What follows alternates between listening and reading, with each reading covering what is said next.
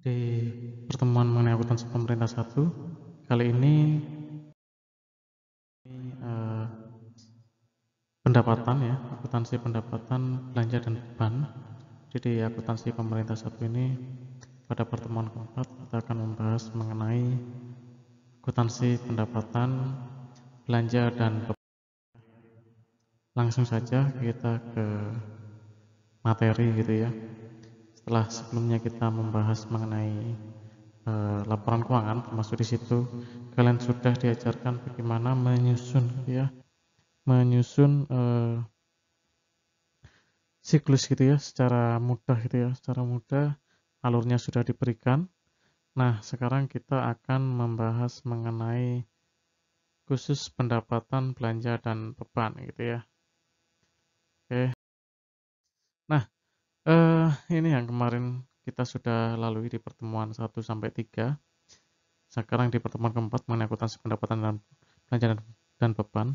Nah, kalian eh, juga wajib membaca gitu ya buku 1 di bab 7 dan 8, jadi di buku 1 referensi. Kemudian di PP 71 2010 PSAP 02 ini tentang LRA gitu ya. Situ kalian bisa baca mengenai pendapatan dan belanja LRA gitu ya. Kalian bisa baca itu. Kemudian di PMK 238 2011 tentang pusat, dan yang ini wajib dibaca juga ini. Ini mengenai apa namanya? Bultek ya, Bultek nomor 16 tentang piutang akuntansi berbasis akrual gitu ya. Di Bultek 16 karena kan ada hubungannya dengan pendapatan gitu ya. Jadi akuntansi piutang berbasis akrual. Kemudian di Bultek 23 mengenai akuntansi pendapatan non perpajakan, dan Bultek 24 di akuntansi pendapatan perpajakan. Kemudian IPSAP nomor 2 tentang pendapatan. Jadi ya harap dibaca gitu ya referensi-referensi ini gitu. Oke, kita langsung aja. Di apa itu pendapatan gitu ya. Pendapatan didefinisikan sebagai kenaikan manfaat ekonomi gitu ya, atau potensi jasa dalam periode pelaporan yang menambah ekuitas. Nah, pendapatan di sini gitu ya dibedakan menjadi dua, yaitu pendapatan LRA dan pendapatan LO gitu ya. Nah, bila kita melihat definisi di Undang-Undang Keuangan Negara, pendapatan negara itu didefinisikan sebagai hak pemerintah pusat yang diakui sebagai penambah nilai kekayaan bersih gitu ya. Nanti ada juga apa istilahnya penerimaan gitu ya, di pendapatan yang sudah masuk kalau sudah diterima di kas negara gitu ya. Di eh, secara harfiah gitu ya, di apa namanya Undang-Undang Keuangan Negara didefinisikan pendapatan negara merupakan hak pemerintah pusat yang diakui sebagai penambah nilai kekayaan bersih gitu ya. Nah, pada PP 71 tentang SHP, pendapatan didefinisikan dalam dua macam gitu ya, pendapatan LO dan pendapatan LRA. Nah, nanti kita bahas satu persatu gitu ya. Nah, pendapatan LO itu apa?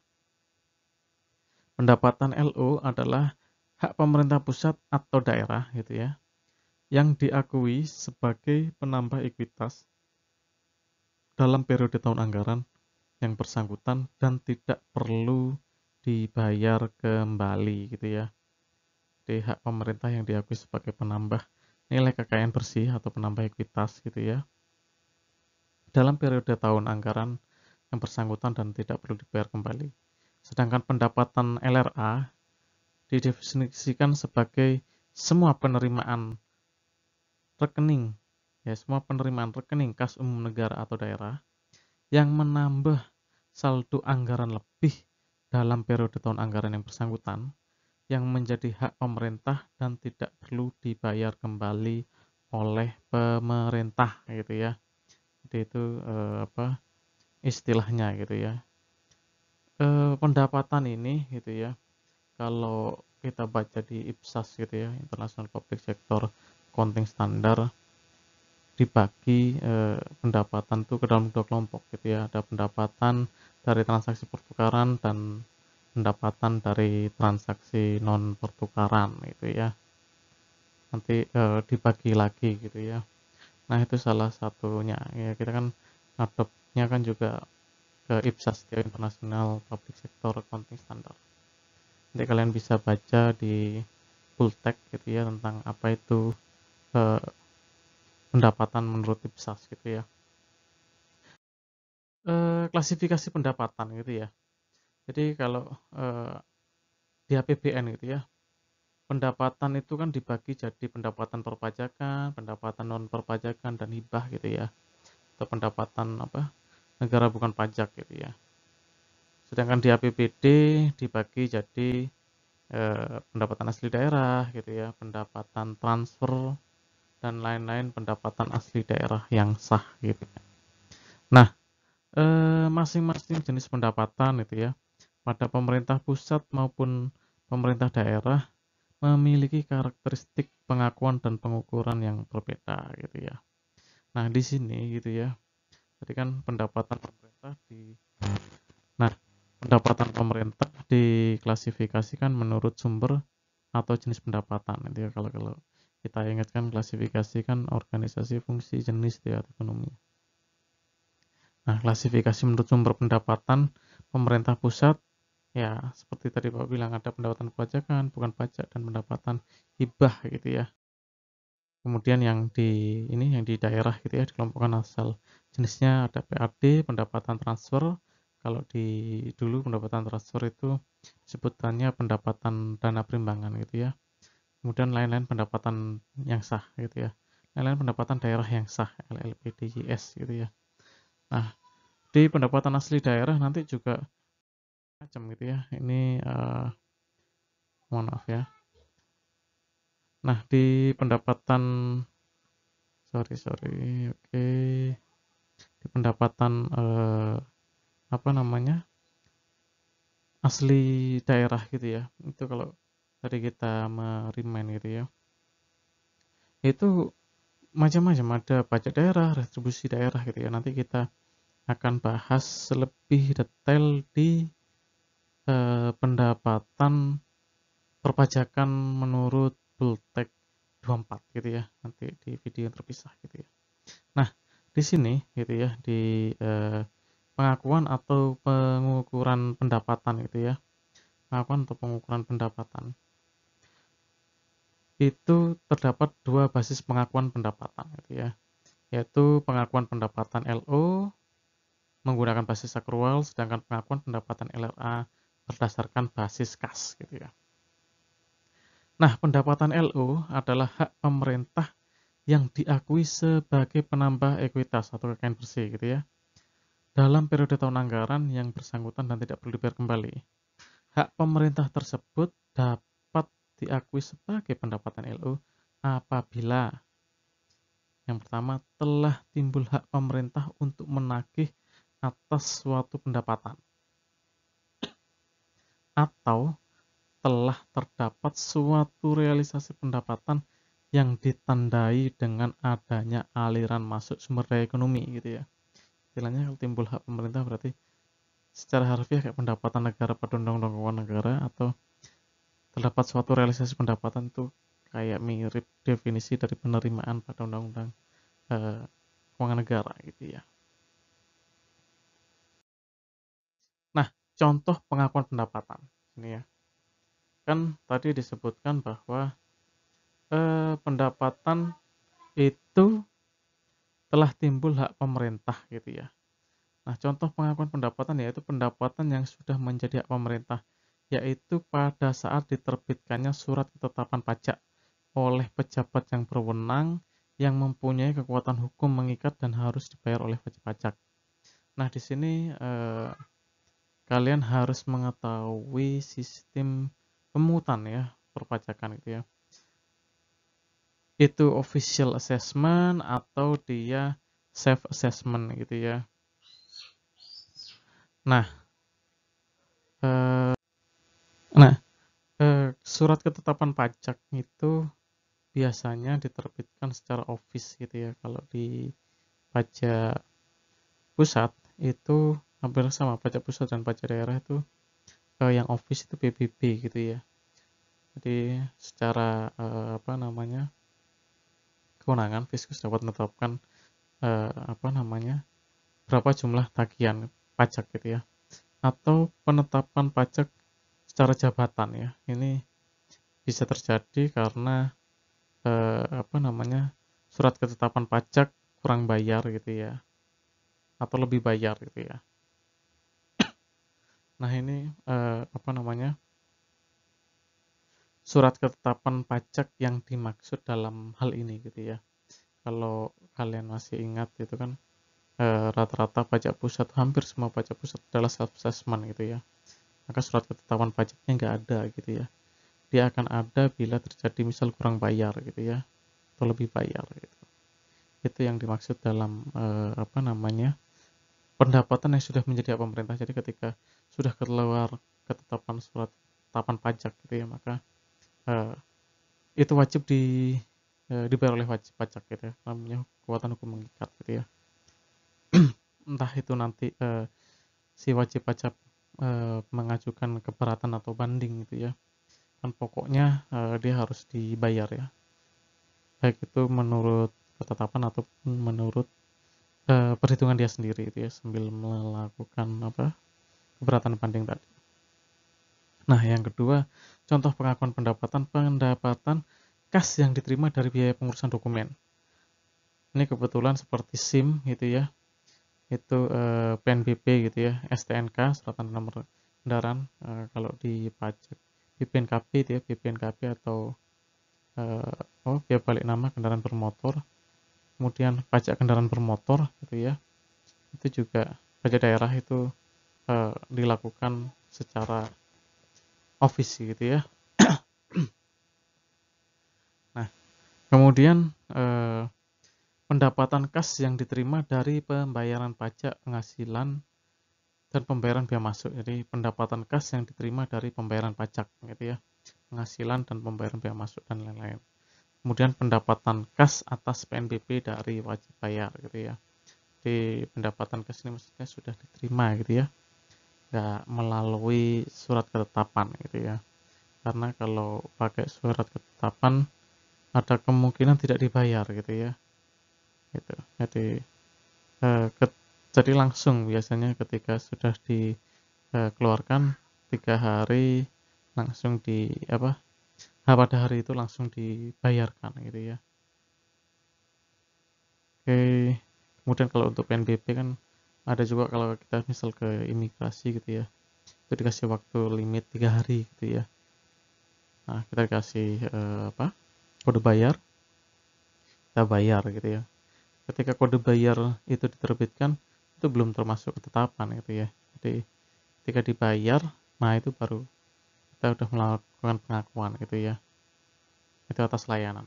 Itu nanti dibahas tersendiri di, atau kalian bisa baca di, apa namanya, Poltek, 23 gitu ya, di pendapatan non perpajakan gitu ya. Nah, pengakuan dan pengukuran. Terkait pengukuran pendapatan LO gitu ya, diukur sebesar nilai bruto dan jumlah tersebut tidak dikompensasikan dengan beban-beban yang ada gitu ya. Misal, pemerintah, eee, menerima pendapatan PNBP gitu ya, PNBP itu migas gitu ya, di dalamnya ternyata ada, apa, cost recovery atau ada bagian daerah gitu ya yang dibagi hasilkan gitu ya. Nah itu pendapatan tidak dipotong dulu gitu ya, atau pendapatan itu, tapi yang diukur adalah, pendapatannya sebesar yang diterima gitu ya, yang kotor gitu ya, dan tidak boleh dikompensasikan dengan beban-beban yang ada gitu ya.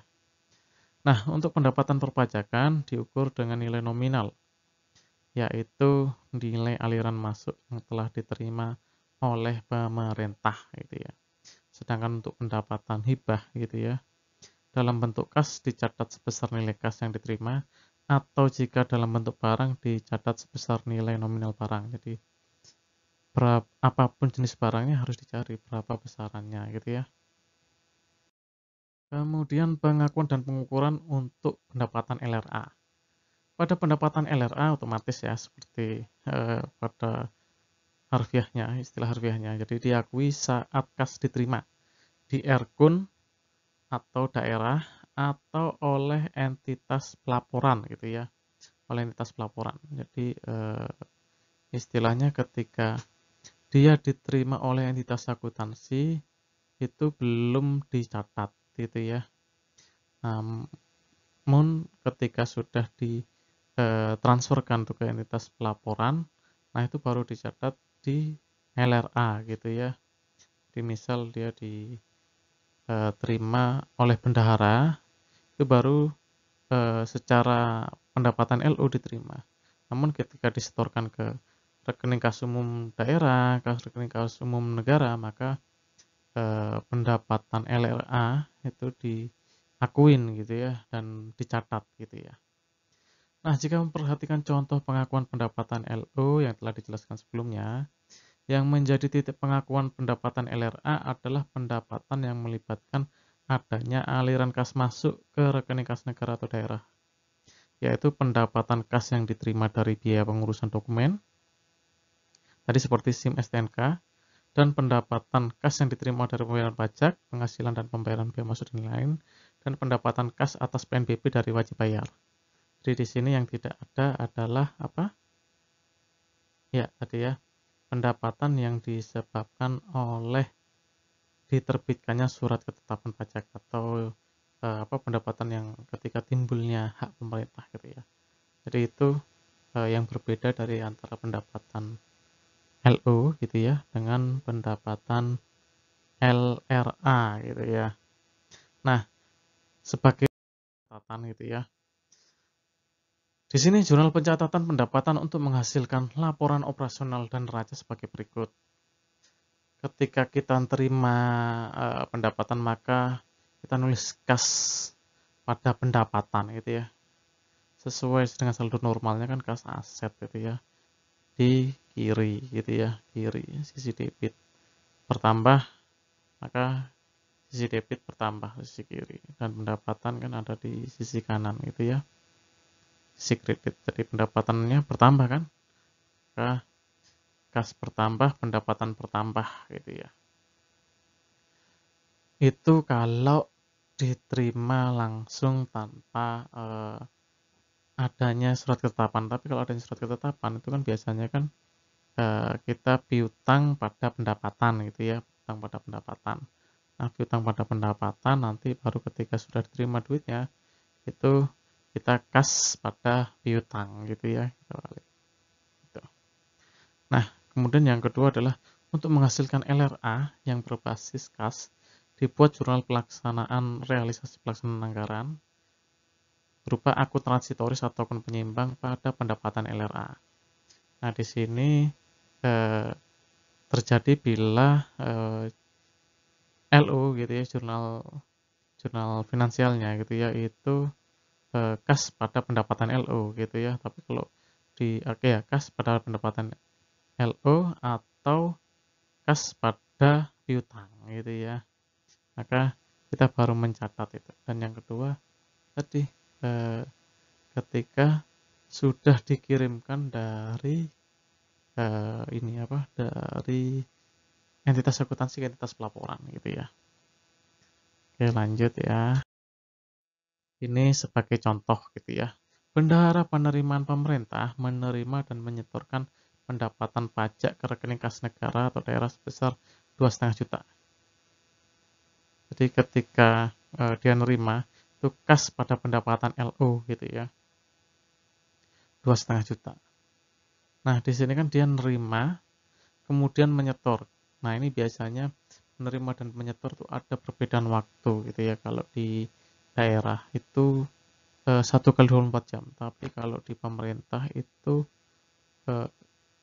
pada hari itu juga. Jadi dia secepatnya harus transfer. Jadi kalau istilahnya dia jam 17.00 ya dari rekan garis-garis single account-nya dari bank-bank operasional atau bank persepsi langsung dia balikkan ke bank sentral gitu ya.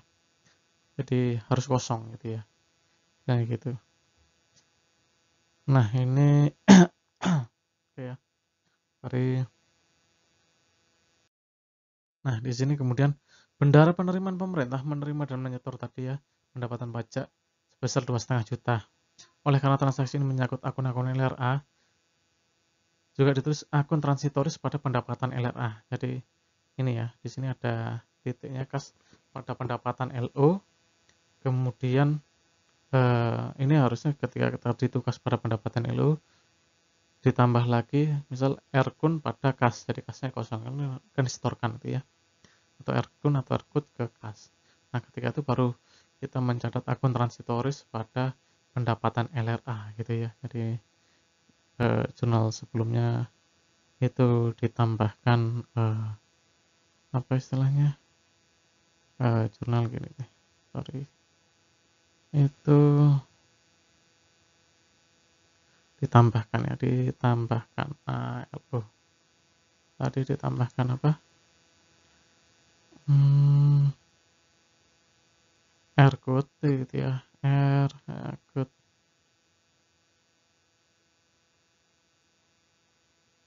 pada kas gitu ya. Nah, tadi kan konsepnya ketika sudah disetorkan dari pada sudah diterima oleh entitas pelaporan, maka LRA dicatat gitu ya. Nah, di sini nih titiknya, titik poinnya. Nah, kita baru nyatat ketika di-store, diterima dan di-store kan gitu kan. Oke, itu untuk pencatatan jurnal LRA gitu ya. Penyajian dan pengungkapan ya, pemerintah menyajikan pendapatan berbasis akrual maupun pendapatan berbasis kas diklasifikasikan menurut sumber jenis pendapatan ya, sumber atau jenis pendapatan. Pendapatan berbasis akrual maupun pendapatan berbasis kas disajikan dalam mata uang rupiah. Apabila realisasi pendapatan dalam mata uang asing, maka harus dijabarkan dan dinyatakan dalam mata uang rupiah. Penjabaran mata uang asing menggunakan kurs bank sentral pada tanggal transaksi gitu ya. Nah, di sini latihannya gitu ya. Kalian silakan lakukan latihan. Ini ada apa namanya? Data anggarannya gitu ya, anggaran pendapatannya. Seperti kemarin kan kalian harus melakukan apa? Jurnal anggaran dulu. Dari situ kalian akan disuruh membuat jurnal di sini. Ini ada tentang piutang gitu ya. Ada yang apa? Menerima secara tunai gitu, kemudian di store gitu ya. Kemudian ada penetapan surat penetapan pajak, kemudian ada penerimaan kas pendapatan pajak, kemudian diterima cicilan pajak yang ini tanggal 9 ini akibat tanggal 7 bulan 7 gitu ya. Tanggal 31 ini juga akibat dari di sini. Ketika dia ada surat tetapkan SKPKB berarti awalnya safe, terus karena mungkin setelah pemeriksaan terjadi ternyata ada kurang bayar gitu ya, maka tetapkan SKPKB dan si WP itu nyicil gitu ya. Dia harusnya nyicil itu kan dia bulanan dengan bunga gitu ya. Nah, itu harusnya tiap tiap bulan ini kan bulan 7 ke bulan 31 gitu ya, apa ke bulan 12 gitu ya. Itu dia baru nyicil sekali gitu ya. Gitu. Ini kalian silahkan lakukan latihan jurnalnya gitu ya dan dikumpulkan. Oke, kita lanjut. Nah, ini di akuntansi belanja dan beban gitu ya. Nah, kalau kemarin kita ingat eh, belanja itu ada di 5 gitu ya coanya, dan beban ada di 9 itu kalau di daerah gitu ya. Kalau di pusat kan sama-sama di 5 coanya gitu ya. Nah, definisi belanja gitu, definisi belanja. Belanja itu adalah semua pengeluaran dari rekening kas umum negara atau daerah yang mengurangi saldo anggaran lebih dalam periode tahun anggaran yang bersangkutan yang tidak akan diperoleh pembayarannya kembali oleh pemerintah. Nah, sedangkan beban didefinisikan sebagai penurunan manfaat ekonomi atau potensi jasa dalam periode pelaporan yang menurunkan ekuitas gitu ya, atau kekayaan bersih yang dapat berupa pengeluaran atau konsumsi aset atau timbulnya kewajiban. Nanti kita akan bahas satu-satu ya. Nah, di sini bisa kita lihat bahwa belanja itu mirip definisinya dengan pengeluaran gitu ya. Kalau di keuangan negara, sedangkan beban ya belanja gitu ya. Belanja atau kewajiban itu kan dia kewajiban ya. Kewajiban itu ya. Kewajiban yang harus dibayarkan. Nah, itu jadi dia akan pasti akan mengurangi kain bersih atau menurunkan ekuitas negara gitu ya. Nah, klasifikasi sudah belajar klasifikasi belanja itu berdasarkan organisasi, fungsi, dan jenis atau ekonomi. Nah, di sini klasifikasi berdasarkan jenis atau ekonomi dibedakan jadi belanja itu belanja pegawai, belanja barang, belanja modal, belanja bunga, belanja subsidi, belanja hibah, belanja bansos, dan belanja lain-lain gitu ya, atau belanja tak terduga.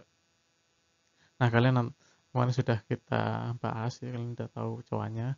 Sedangkan klasifikasi beban, ada beban pegawai, beban persediaan jasa, pemeliharaan, bunga, subsidi, hibah, bansos, penyusutan, transfer, dan lain-lain gitu ya.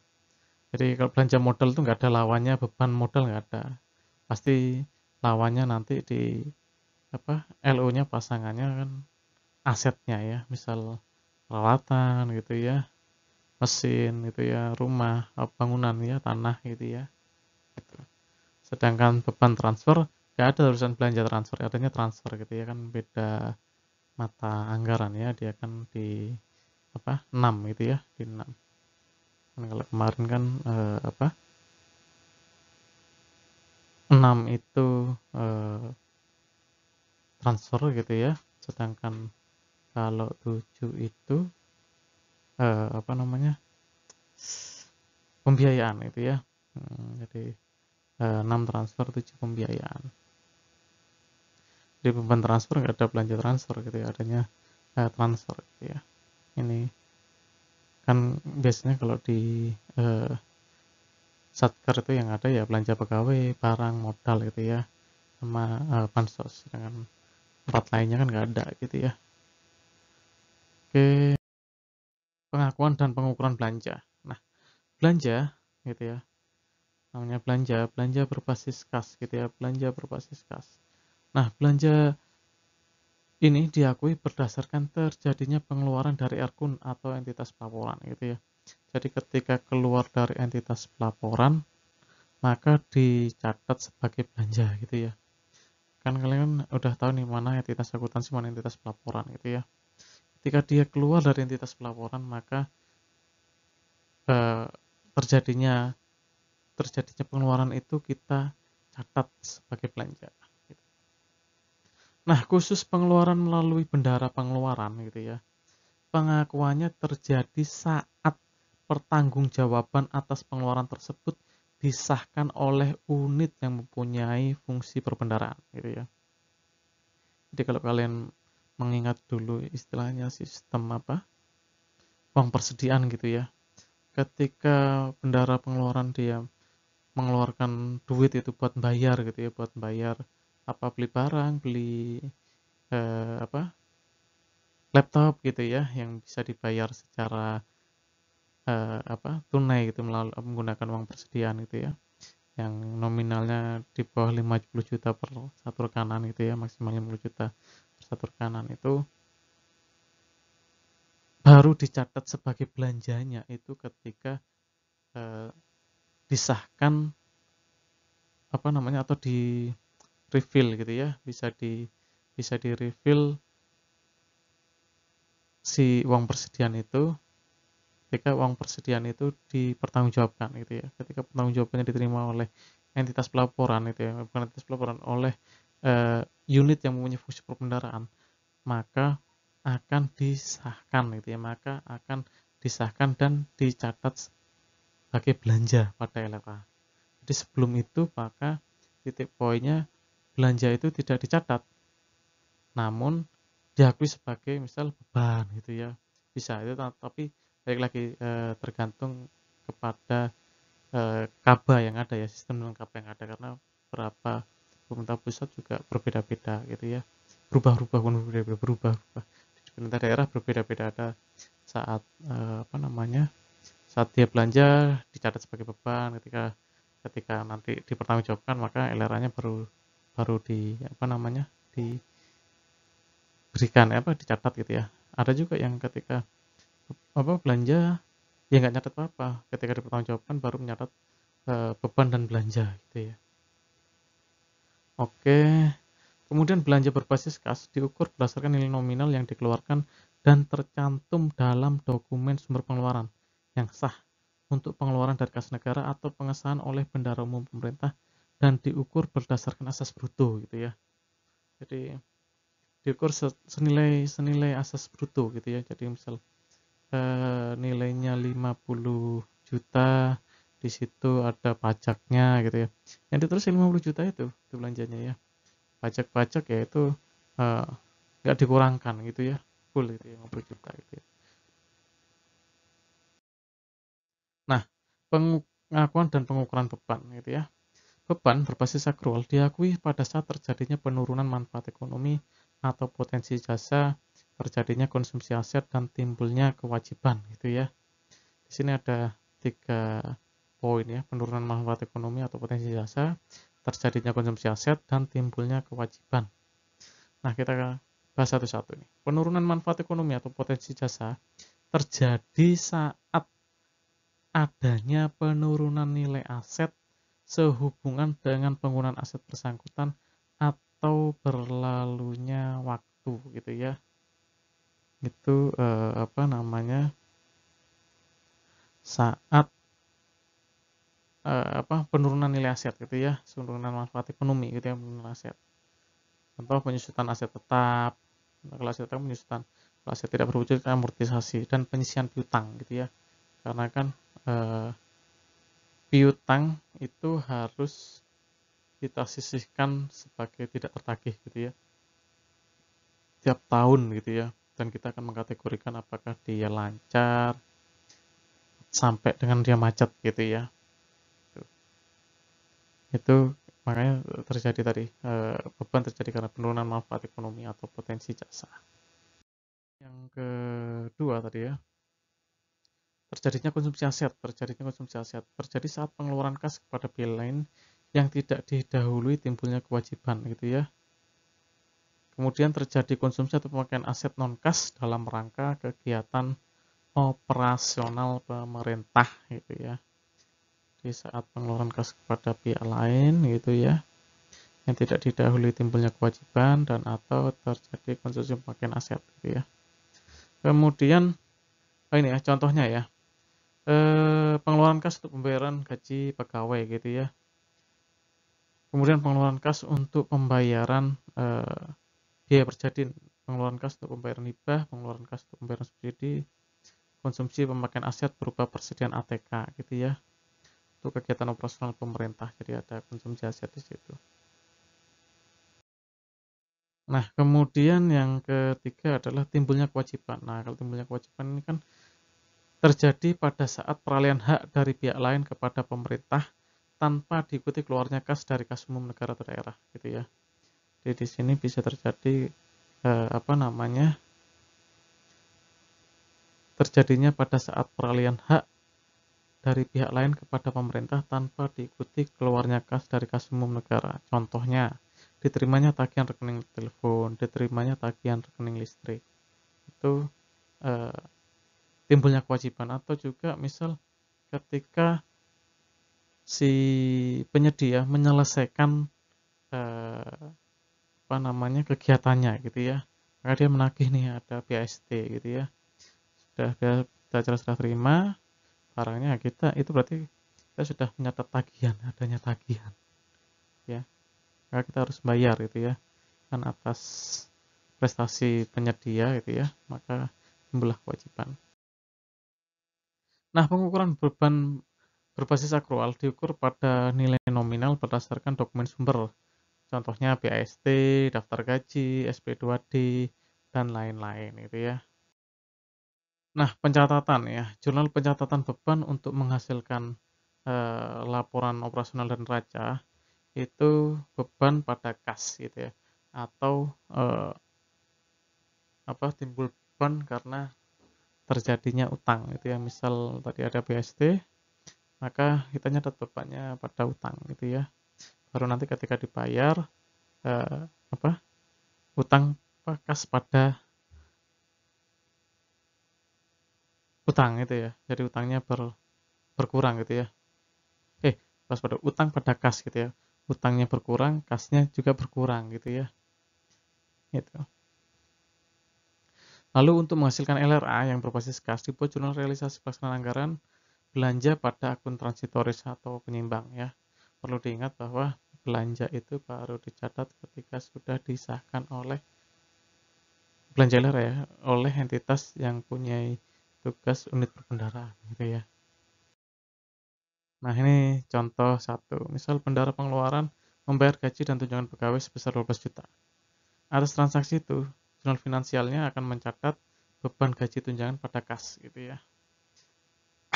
Kemudian karena sudah keluar gitu ya, maka belanja gaji dan tunjangan pada akun transitoris 12 juta gitu ya. Ini biasanya ini kan kalau ini maksudnya kas itu kas negara Erkun ya, Erkun atau Erkut gitu ya, atau RK PPKD itu istilahnya. Ini bukan kas di bendara pengeluaran gitu ya, tapi kas kas dari Erkut gitu ya, karena biasanya transfer langsung di situ ya, dari apa entitas entitas yang lebih tinggi gitu ya. Nah, itu beban gaji dan tunjangan ada kas nilai 12 juta gitu. Contoh 2, dicatat beban atas lagian listrik bulan Desember sebesar 1,5. Nah, ini kan adanya beban ini berarti kayak tadi kan timbul kewajiban gitu ya. Maka kita akan catat beban listrik pada utang listrik gitu ya.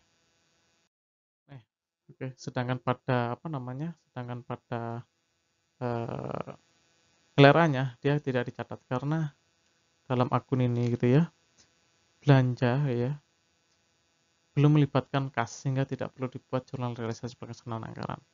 Nah, tugas kalian untuk tadi mencatat gitu ya, kira-kira bagaimana jurnalnya, kemudian dari dua latihan terpendapatan dan belanja, kalian buat buku besarnya, raja saldonya, lalu susun LRA dan LO parsial gitu ya.